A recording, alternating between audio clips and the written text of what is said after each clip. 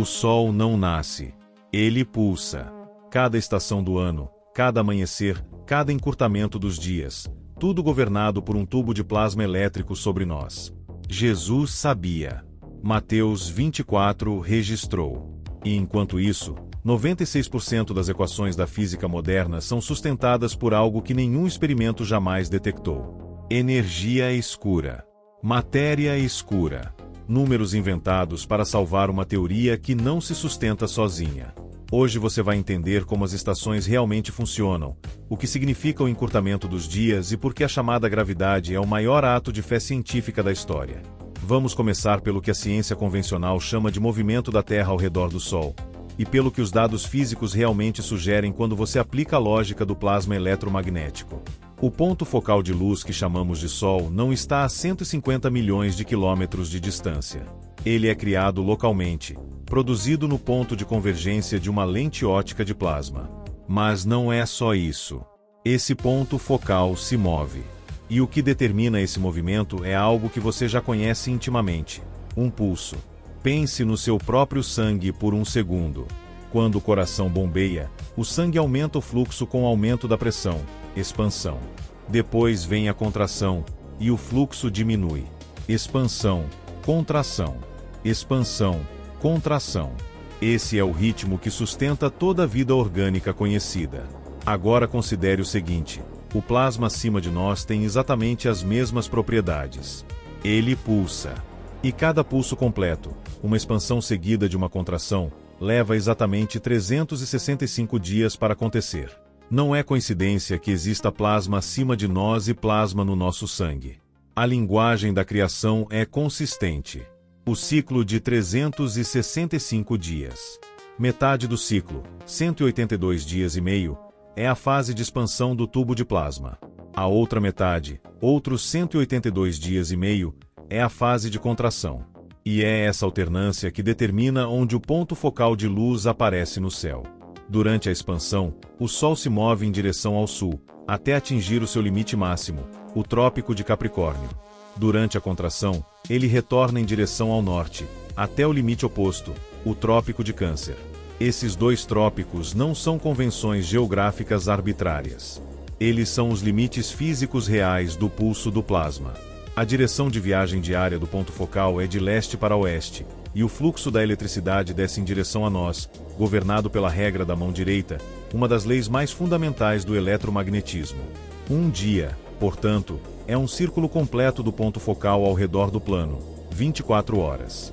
E um ano solar é um curso completo desse pulso, do Trópico de Capricórnio ao Trópico de Câncer, e de volta ao Trópico de Capricórnio. As 4 estações explicadas pelo plasma. Agora sim ficam claras as estações do ano. Do ponto de vista de um observador no hemisfério norte. Solstício de inverno. O ponto focal atingiu seu limite máximo de expansão para o sul, o Trópico de Capricórnio. Ele está o mais distante possível do norte. O tubo de plasma está no ápice da expansão. Resultado: as temperaturas mais geladas do ano. O plasma está esticado, diluído, longe. Equinócio de primavera. O ponto focal está cruzando o Equador, em movimento de retorno ao norte. O tubo de plasma iniciou sua contração. As temperaturas começam a subir. Há uma espécie de aperto progressivo do plasma. Ele se aproxima. As primaveras chegam. Solstício de verão. O ponto focal chegou ao limite máximo de contração para o norte, o Trópico de Câncer. Ele está o mais próximo possível do hemisfério norte. O plasma está no ápice da compressão, concentrado, intenso, quente. Resultado: o dia mais longo e as temperaturas mais altas. Equinócio de outono. O ponto focal cruza o Equador novamente, agora expandindo de volta ao sul. O plasma relaxa. As temperaturas caem. É como soltar um elástico. O que eu quero que você perceba aqui é a elegância disso. Não há nenhuma necessidade de órbitas elípticas, inclinações axiais de 23,5 graus ou cálculos de momentum gravitacional para explicar por que faz mais frio no inverno. O pulso do plasma explica tudo, e é replicável em laboratório, como mostram os experimentos com corrente Z, ZPIN, e os campos primários de plasma documentados por pesquisadores independentes. Conforme observado por Christian Birkeland, o pioneiro das correntes de plasma eletromagnético no início do século XX, os filamentos de plasma se comportam de forma helicoidal e pulsante, e as chamadas correntes de Birkeland são hoje reconhecidas até pela física convencional como responsáveis por fenômenos como as auroras. O que os manuais escolares não ensinam é o quanto esse mesmo princípio se aplica ao que vemos no céu. Um ano solar é um pulso. As estações são as fases desse pulso. E o ponto focal de luz, nosso Sol, é o resultado visível da convergência elétrica num único ponto de uma estrutura muito maior que orbita sobre nós. Agora chegamos a algo que muito poucas pessoas ousam conectar. E não por falta de evidência, mas por falta de coragem para cruzar dois mundos aparentemente separados, a física do plasma e os textos sagrados. Mateus 24, 22, versão King James. E exceto que aqueles dias fossem abreviados, não seria salva nenhuma carne. Mas por causa dos eleitos, aqueles dias serão abreviados. A maioria dos teólogos interpreta isso como uma metáfora ou uma referência à perseguição religiosa. Mas e se Jesus estivesse falando literalmente sobre dias com menos de 24 horas? Vamos à física. Momento angular, a patinadora no gelo. Você provavelmente já viu esse experimento. Uma patinadora de gelo gira com os braços abertos, movimento lento, estável. Ela puxa os braços para o corpo e imediatamente acelera, sem adicionar energia externa, sem nenhum motor, apenas comprimindo a estrutura. Isso é momento angular, uma das leis mais bem documentadas da física. Agora aplique isso ao tubo de plasma espiral que circula sobre nós. Lembre-se, o plasma se move em espiral, e nós temos evidência disso nos próprios experimentos de campo primário, onde o tubo espiral de plasma iluminado pode ser claramente observado. Esse espiral pulsa. E existe um momento específico do ciclo em que algo extraordinário acontece: a aproximação da mudança de direção da corrente elétrica. Antes de cada grande inversão, o momento em que a expansão vira contração ou vice-versa, a espiral se aperta. Ela se comprime para dentro, assim como a patinadora puxa os braços. E quando uma espiral se comprime, ela acelera. O resultado: o tubo de plasma percorre a mesma distância, um círculo completo ao redor do plano, em menos tempo. Em vez de 24 horas, talvez 23, talvez 20, talvez menos. Os dias ficam mais curtos. Literalmente. E aqui está o ponto mais perturbador disso tudo. A mudança de direção da corrente é o que precipita a catástrofe. O céu vermelho que aparece em registros históricos de civilizações que nunca se comunicaram entre si, egípcios, maias, chineses, gregos, todos descreveram períodos de céu de fogo antes de grandes colapsos civilizacionais. Isso não é mitologia. É memória de eventos eletromagnéticos reais. Como você pode monitorar isso? Aqui está algo concreto que você pode fazer agora mesmo. Compre um relógio analógico de bateria. Não use o relógio do celular ou computador. Esses são sincronizados automaticamente com os servidores dos controladores do tempo padrão. Um relógio de bateria vai registrar o tempo real à medida que ele passa. Monitore os horários reais de nascer e pôr do sol na sua cidade. Compare com o que as autoridades anunciam.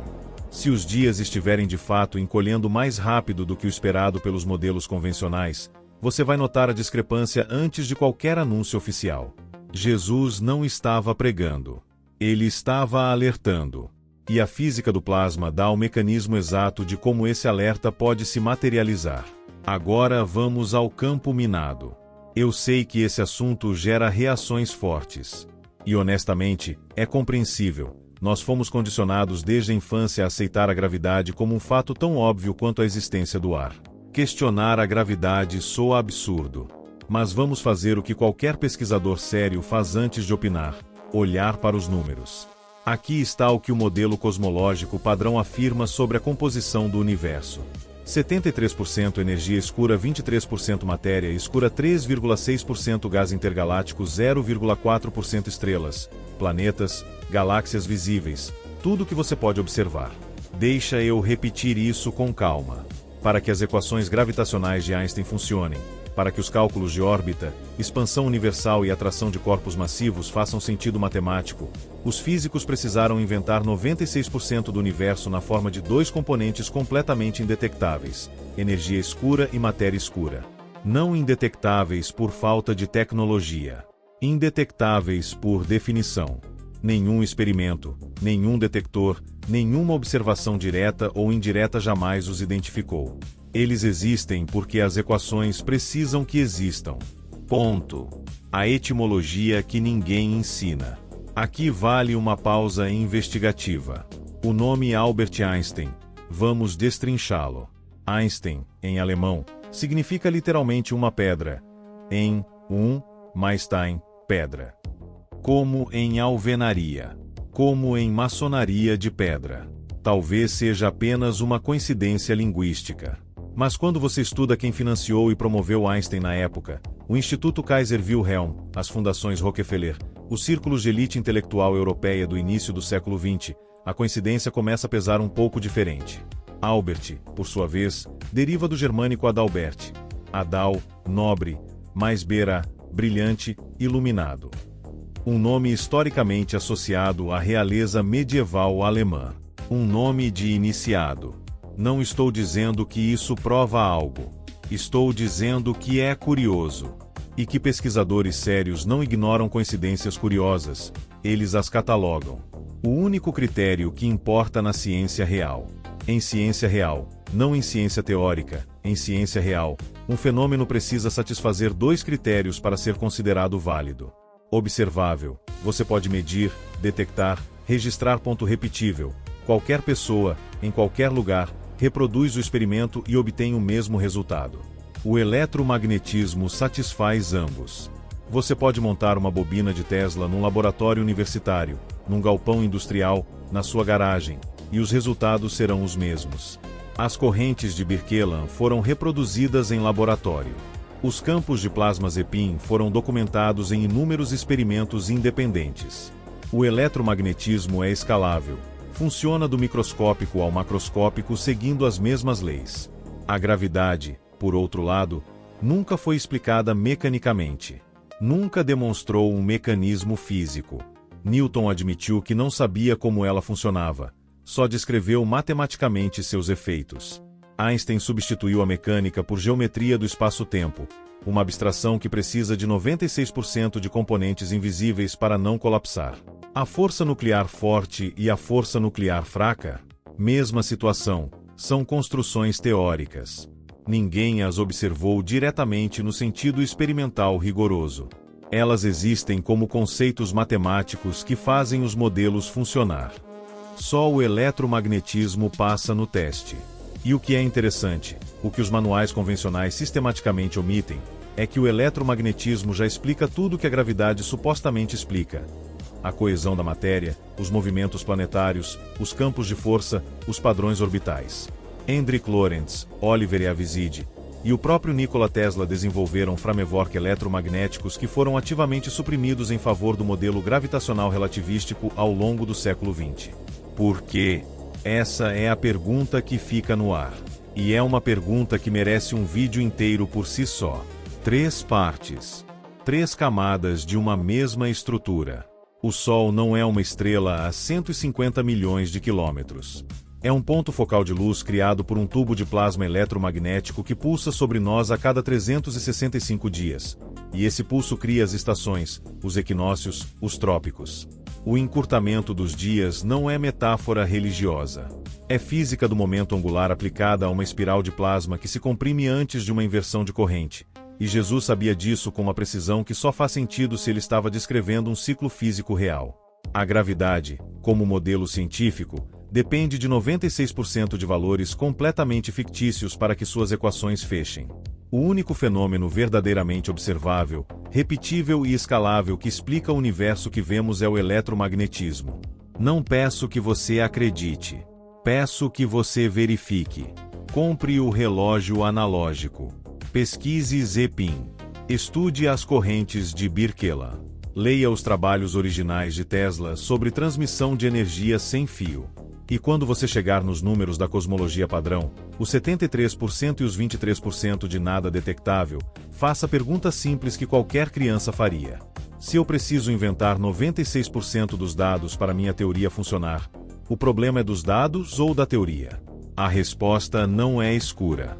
Ela é elétrica.